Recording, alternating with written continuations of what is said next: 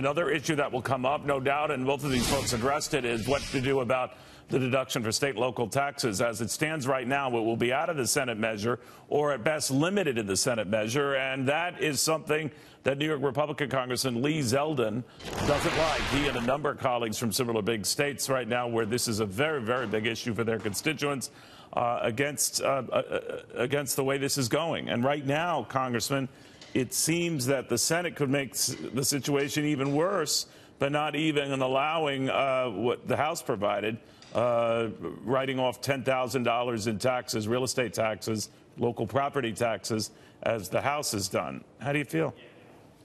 Well, certainly it would be worse for the Senate to pass a bill that proposes to fully eliminate the state and local tax deduction.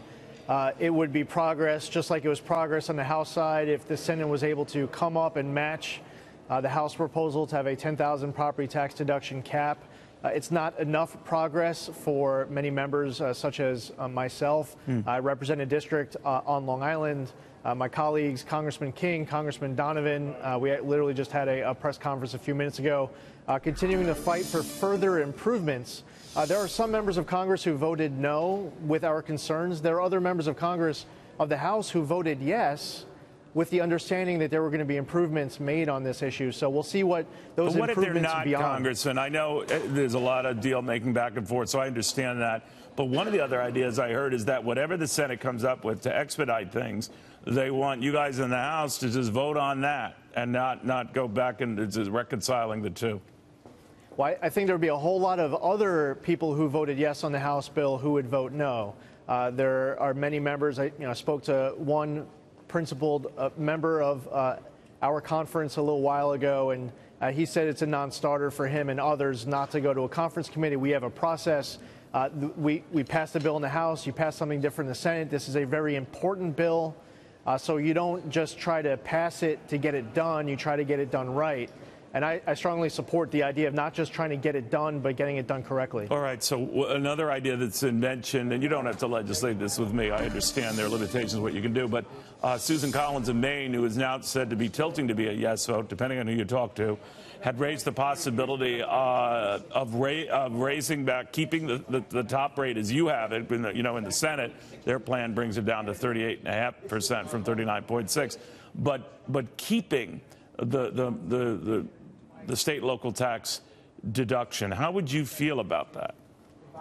Well, that would actually be interesting. I'll have to run some numbers on the difference for people who right now are in the 39.6% bracket. For many of them, their largest itemization is the state and local tax deduction. So it would just be interesting. They would definitely come out ahead. There's no doubt.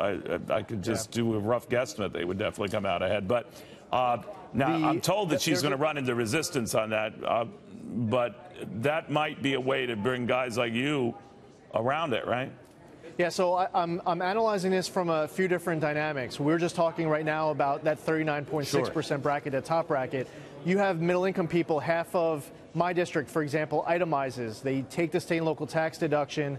So any type of a compromise, I'm running numbers not just for middle income, but also lower middle income or upper middle income, and also the higher earners, because we don't want people leaving our state, and it's important for all levels of government to be working on tax relief, because people are becoming more mobile, and it's becoming too easy to just leave New York City or New York State altogether. So that's why all levels of government need to work for it. As far as this potential compromise, fixing SALT would be huge. I'm very open-minded for any ideas that anyone has that would help address this very important concern to ensure that all 50 states, that all Americans all across our country, we're not picking winners and losers between states and between different income brackets. Everyone's coming out ahead. That's what they voted for in November of 2016. All right. Congressman Lee Zeldin, thank you very much, sir. Good seeing you again. Thank you.